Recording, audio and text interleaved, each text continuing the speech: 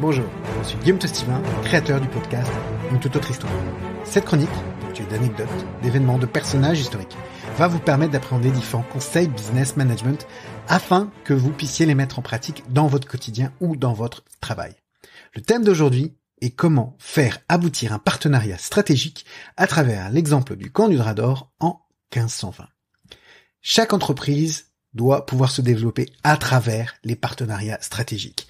Et il y a différents types de partenariats. Commercial, industriel, technologique, ils peuvent être complétés par d'autres types, les réseaux thématiques, les groupements, et forcément l'histoire apporte son lot d'analogies sur le thème des partenariats. On pense notamment aux différentes entreprises en Europe, que ça soit l'entreprise France, l'entreprise Angleterre, l'entreprise Espagne, Italie, qui, que ça soit lors du Moyen-Âge, de la Renaissance ou même en époque contemporaine, ont essayé de faire des partenariats, des alliances militaires, stratégiques, économiques et autres pour pouvoir justement se développer. Et à chaque fois, les conditions de succès, il y a un dénominateur commun. C'est plus l'événement va être préparé, mieux organisé, plus les dirigeants vont faire preuve de leadership, eh bien, plus le partenariat stratégique a de chances d'aboutir. Mais on pourrait intimement penser que plus on va mettre de moyens, plus on va investir, eh bien, on va accroître nos chances de faire aboutir ce partenariat stratégique. Et pourtant, on a connu un événement historique qui va démontrer l'exact inverse. Un échec retentissant alors que toutes les conditions semblaient réunies. Il y a un petit peu plus de 500 ans, près de Calais, s'est tenue une rencontre, à la rencontre du camp du Drap d'Or, entre les deux entreprises, France et Angleterre, avec leurs deux CEO, François Ier et Henri VIII, et là, ça va être effectivement très spectaculaire. C'est considéré presque comme la fête la plus chère de l'histoire. Vous allez voir qu'ils vont dépenser des sommes folles pour faire aboutir un partenariat stratégique qui n'aura pas lieu d'être. Ils vont vivre 18 jours de festivités d'un luxe inouï, des festins, des joutes, des bals, et franchement, le nom du camp du Drap d'Or n'est pas une métaphore. Vous allez voir, il y avait vraiment de l'or sur les draps. Donc c'est un épisode dédié à un événement. On va voir le but de cette rencontre, son préparatif, son déroulement, son issue, son bilan, et encore une fois les lessons learned de cet échec entre le partenariat stratégique France et Angleterre. Alors pourquoi cette rencontre ? Alors on est en 1519, l'Europe entre dans une nouvelle ère, puisque il y a eu la mort de l'empereur Saint-Empire Maximilien Ier, et le trône est vacant. Vous savez, il y avait le royaume du Saint-Empire germanique, il y a deux hommes qui peuvent rivaliser pour l'occuper. On a à ma gauche Charles, petit-fils roi d'Espagne depuis 3 ans, et François Ier, vous le connaissez, le roi de France depuis 4 ans. Un troisième candidat les rejoint, encouragé par le pape, Henri VIII, roi d'Angleterre depuis 10 ans. Les 3 hommes sont jeunes, intelligents, ambitieux, et le Saint-Empire couvre l'Espagne, la majeure partie de l'Italie, l'équivalent actuel de l'Allemagne, de l'Autriche, de la Belgique, des Pays-Bas, de la Suisse. Il englobe les villes de Lille, Dunkerque, Strasbourg, Chambéry, enfin bref, le titre d'empereur est symbolique, mais le prestige est immense. Forcément, pour faire du personal branding, ça va être particulièrement important de remporter ce titre. Mais la compétition va se réduire à un duel entre Charles et François Ier. Il lève des fonds pour convaincre et acheter plutôt les votes des princes électeurs. Le souverain espagnol dépense 2 tonnes d'or contre 1,5 tonne pour son homologue français, et c'est lui qui va remporter l'élection en 1519, et donc c'est l'avènement, on dit, de Charles Quint. Donc pas de chance pour François Ier parce qu'il se retrouve encerclé, et franchement c'est pas entre, je dirais, les Pays-Bas et puis l'Espagne. Donc forcément le souverain français se voit contraint de chercher de nouveaux alliés. Et il sait que vraiment une puissance, la seule puissance qui pourrait peser sur le jeu politique et diplomatique en Europe, c'est l'Angleterre. Elle seule pourrait permettre de rééquilibrer les forces. Donc François Ier décide de se rapprocher de l'ennemi séculaire de la France et donc d'essayer de faire un partenariat stratégique. Sauf que, vous en doutez, depuis 4 siècles, les relations entre les deux puissances sont suivies de combats, d'accords caducs, de serments brisés. Bon, il y a eu la guerre de 100 ans qui a pas vraiment laissé de bons souvenirs. En plus, les deux rois se détestent cordialement de ce qu'on dit. Bon, donc, n'empêche que le roi d'Angleterre, Henri VIII, semble quand même être le parfait candidat, et du coup, par l'intermédiaire des conseillers respectifs, eh bien, il décide donc d'une rencontre près de Calais, qui est la seule position anglaise sur le continent. Donc en 1519 est accordée une entrevue pour l'année suivante pour justement confirmer l'amitié faite entre eux par leurs conseillers. Donc là, on a prévu de faire un endroit, une rencontre, pour que les deux jeunes rois puissent un petit peu bomber le torse. François Ier qui va montrer que la France, avec 16 millions d'habitants, est une vraie puissance, capable de rivaliser avec Charles Quint, tandis qu'Henri VIII, lui, il entend prouver que la cour de la petite Angleterre, c'est seulement 3 millions de personnes, enfin donc différence de taille en termes d'entreprise, n'a rien à envier à celle de son rival héréditaire. Et en fait, l'opération séduction, l'opération de partenariat, va prendre la forme d'une compétition où chacun va tenter de se surpasser en richesse et en splendeur. Quitte à endetter les deux royaumes, c'est vraiment pas, leur préoccupation. Les préparatifs sont vraiment assez incroyables. La rencontre est prévue au Val Doré, donc c'est ça qui est assez intéressant par rapport au Drador camp du Drador et Val Doré, c'est à mi-distance entre Ardres et Guînes qui vont être les deux villes où les deux camps vont se positionner. Donc je dirais que dans les mois qui précèdent la date fatidique, chaque nation va faire construire un camp somptueux, digne d'y loger son roi, sa reine, ses grands nobles. Grosso modo, il va y avoir 3000 personnes qui vont être invitées. Certaines estimations montent à 10 000, voire 12 000 au total, serviteurs compris. Enfin bref, même 500 ans plus tard, on n'a pas le nombre exact. François Ier fait dresser donc à Ardres sur son camp 300 à 400 tentes, pavillons couverts de fils d'or et de soie, et il a une tente de plus de 36 mètres, ce qui est assez incroyable, recouvert donc de drap d'or. Il y a même une statue de Saint-Michel de près de 2 mètres qui le surmonte, sculptée dans du bois de noyer et couverte de dorure. Et à ma droite, on a qui? On a Henri VIII qui, lui, est à Guînes. Il fait ériger un palais de verre estimé à l'équivalent de 100 mètres carrés, crénelé, surmonté de tours aux angles. Et il fait venir toutes, les pièces détachées depuis l'Angleterre. C'est une véritable prouesse technique. Il va y avoir 8 grandes salles, des chambres, des garde-robes. Enfin bref, c'est un palais somptueux. Et il y aura plus de 2000 tentes qui vont pouvoir loger toute sa suite. Ce qui est pas évident pour l'Angleterre, c'est qu'ils doivent faire traverser la Manche. 5000 Anglais, des chariots, des litières, des malles de vêtements, des mobiliers, des armes, enfin bref, des chevaux de parade. Bref, un véritable exploit administratif qui va être réalisé par l'irremplaçable cardinal de Wolsey, j'en parlerai après.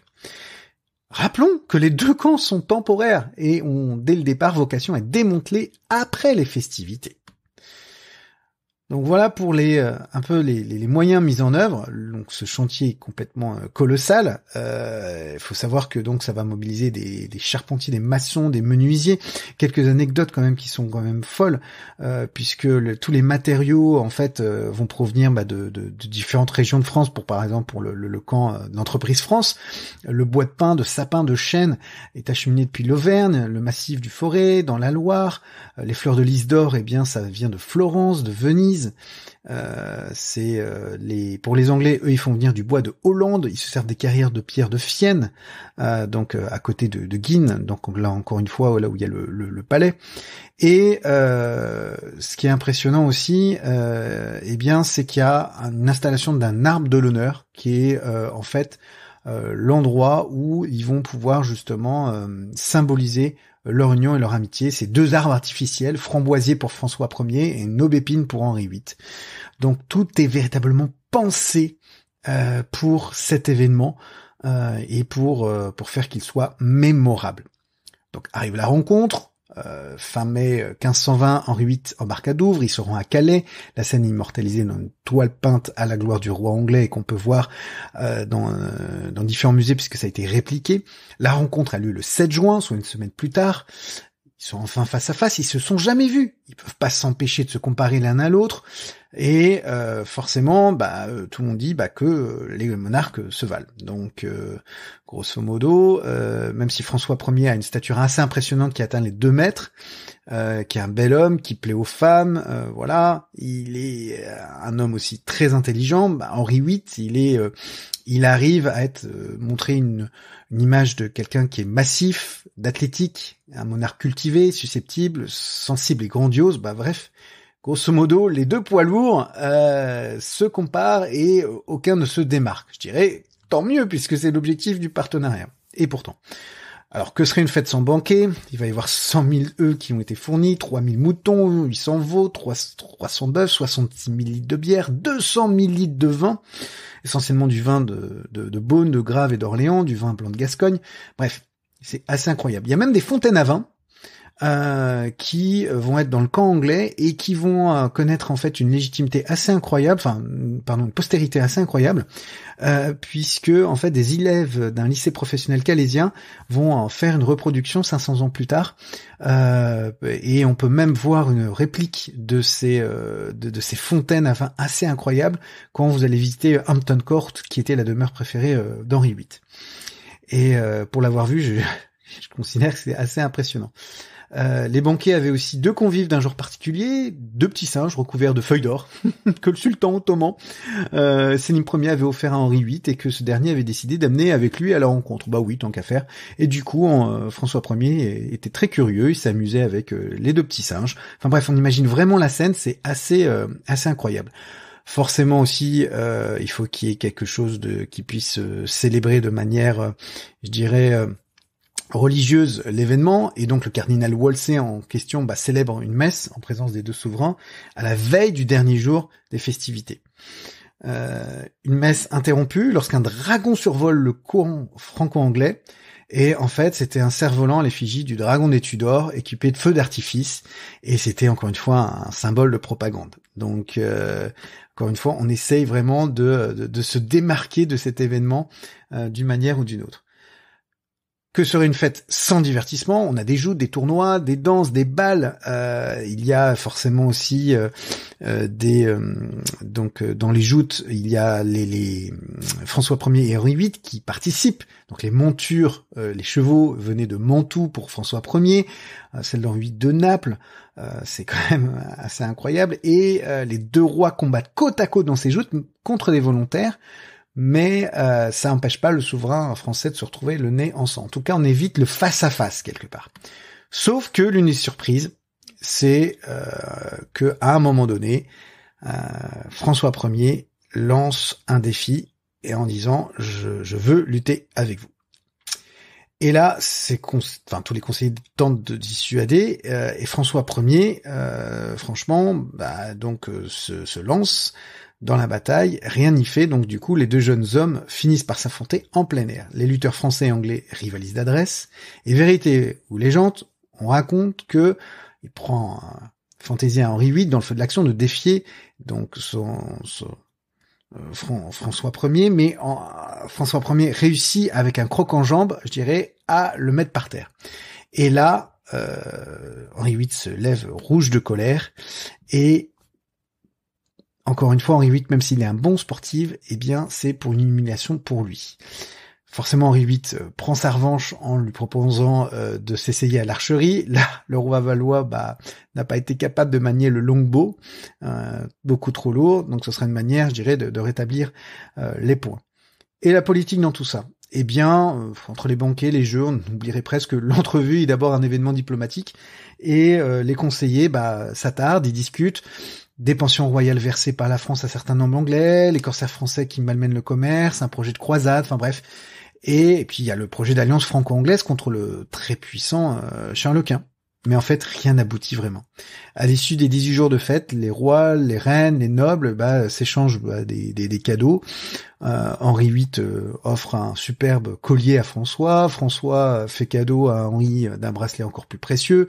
Les reines, pareil, s'échangent des présents. Et les 2 rois se disent amis pour la vie, se promettent de se revoir chaque année. On se quitte dans les larmes, on se promet encore une fois, de se revoir. Peine perdue, 20 jours plus tard, 20 jours seulement après cet événement, le même cardinal Wolsey va organiser une rencontre beaucoup plus modeste entre devinez qui, Henri VIII et Charles Quint à Gravelines. Il va y avoir un véritable traité d'amitié entre l'Angleterre et l'Espagne, une véritable alliance contre la France en 1521, et lorsque François Ier réessayera en 1522 de prendre le royaume de Naples, il aura face à lui le frère qu'il a justement eu lors du camp du Drap d'Or, le fameux Henri VIII. En fait, on se rend compte que ce dernier n'avait dès le départ aucun intérêt à s'allier avec François Ier et franchement, il voulait garder cette situation d'arbitre, c'est surtout ça. Et pour lui, quelque part, il voulait garder la possession anglaise de Calais pour pouvoir justement créer, encore une fois, une influence aussi bien vis-à-vis de Charles Quint, mais surtout auprès de François Ier. Donc il n'avait pas intérêt aussi à s'aligner les Pays-Bas espagnols, avec qui le commerce est vital pour l'industrie lainière anglaise. Et en plus, le traité était censé acter un mariage entre leurs enfants, le dauphin français âgé de 3 ans et Marie Tudor 4 ans, la fameuse Bloody Mary, et qui sera annulé au bout de 3 ans. Donc quel bilan et leçon surtout à tirer de ça, c'est qu'il faut s'assurer des objectifs de votre partenaire. François Ier avait des objectifs bien précis et était plutôt dans la situation du demandeur, mais il n'avait pas en tête ces fameux objectifs d'Henri VIII. Qu'est-ce qu'il voulait de plus vis-à-vis de la France? Plus de territoire, plus d'influence, plus de présence face à Charles Quint. En fait, il avait vraiment sous-estimé les différents intérêts de Henri VIII, d'où ce véritable jeu de dupes dès le début. Et même si, donc, encore une fois, il y a eu beaucoup d'amabilité, de choses matérielles, il y a eu aucune réflexion sur un apport de technologie, de savoir-faire, alors que vraiment toute l'Europe était aux aguets pour savoir qu'est-ce qui se passait pendant ces 18 jours. Donc, posez-vous la question, que recherche vraiment votre partenaire? Quels besoins cherche-t-il combler? Mais surtout, quelle relation a-t-il avec d'autres partenaires en tant que tel? Quels sont ses intérêts et comment il peut s'en détacher pour vraiment bien préparer votre partenariat? Ensuite, le deuxième point, c'est avoir l'humilité nécessaire. Si François Ier cherchait à obtenir le partenariat durable de Henri VIII, il devait faire preuve d'une humilité mais totale. Le terrain était certes neutre, mais la demi-mesure était complètement galopante et inflationniste. Et surtout que François Ier savait que Henri VIII était dans une situation idéale d'arbitre. Donc clairement, vraiment faire preuve d'humilité. Et si l'épisode du coco en jambe est vrai, forcément c'est une faute de la part de François Ier. Enfin, et c'est ce qui paraît fou, c'est formaliser les conditions. Même si les conseillers s'affairaient dans les arrière-gardes, rien n'est vraiment ressorti. Et même que ce soit un projet d'alliance ou même un projet de non-agression devait au moins prendre la forme d'un traité. Et rien n'est véritablement ressorti de traité de mariage, mais qui a été finalement annulé, c'est tout, entre les deux enfants.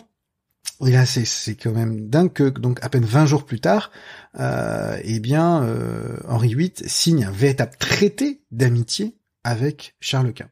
Donc, vu les moyens que vous engagez, pensez à contractualiser, effectuer les clauses de non-concurrence, et encore une fois aussi, pensez à bien vous entourer et cernez bien les conseillers de votre partenaire. Parce que là, on peut penser à Wolsey, qui est souvent surnommé le Richelieu anglais, qui a manœuvré, qui a organisé les deux rencontres en parallèle. Le camp du Drap d'Or, et 20 jours plus tard, la rencontre avec Charles Quint. Donc, clairement, c'est un petit peu son succès à lui, de la part du cardinal Wolsey. Alors, quel bilan? Tout ça pour rien? On pourrait dire que le camp du Drap d'Or, sur le plan financier, pourrait être un désastre, puisque c'est devenu le symbole du luxe à outrance, y compris pour les contemporains de François Ier et d'Henri VIII. Plusieurs historiens essayent d'estimer encore, 500 ans après, le coût. Et en fait, les sommes n'ont pas été complètement gaspillées, parce que les tissus, les vêtements étaient revendus par la couronne française, et une bonne partie des matériaux qui ont servi au camp ont été réutilisés dans la région notamment. Donc on a pu récupérer en partie le bois de chêne, le sapin des pavillons du camp du Drap d'Or, et donc pour faire vraiment des bâtiments que malheureusement on ne voit plus de nos jours, mais qui ont duré un certain nombre d'années par la suite. Ensuite, le bilan en termes d'image, par contre, il est assez incroyable, parce que cette rencontre vraiment symbolise le phase de la Renaissance. Elle va marquer les esprits, elle va être célébrée dans les arts, les récits, les poèmes. Et en plus, politiquement, Henri VIII n'a pas perdu la face devant son puissant voisin. Il puisera même dans cet événement de quoi renforcer son image, sa notoriété et son personal branding, puisqu'il a fait faire plusieurs toiles, encore une fois, de cet événement. Donc c'est vraiment son objectif derrière de notoriété. En fait, il y a, je dirais, le bilan le plus symbolique, c'est que ça a été plutôt un achievement en termes de réconciliation entre les deux entreprises. Parce que Vraiment, faut se souvenir que quelque temps avant, il faisait la guerre, et vraiment organiser cette rencontre, c'était vraiment un énorme succès. On sortait à peine de la guerre de 100 ans, et donc c'était complètement inespéré de pouvoir réaliser cette rencontre. Donc en fait, c'est plus une réconciliation en tant que telle qu'un partenariat stratégique que peut-être les deux leaders peuvent prévaloir quelque temps après. Et l'épilogue, c'est qu'en fait, il faudra 12 ans pour que les deux souverains se revoient en 1532 à Calais. Là, la tendance s'inverse, c'est que Henri VIII a répudié Catherine d'Aragon, sa première épouse, jugée incapable de lui donner un fils, et il cherche à épouser Anne Boleyn. Forcément, le pape désapprouve cette conduite, et le roi a besoin d'un soutien, donc il sollicite François Ier pour obtenir justement son appui, et François Ier ne sera pas rancunier, il lui accorde. Anne Boleyn deviendra, avec une issue tragique, la seconde des 6 épouses de Henri VIII, et encore une fois, comme quoi il faut toujours ménager ses relations, on ne sait jamais par la suite. Toujours est-il que le trio Henri VIII, Charles Quint, François Ier entrera dans la légende des relations compliquées mais passionnantes.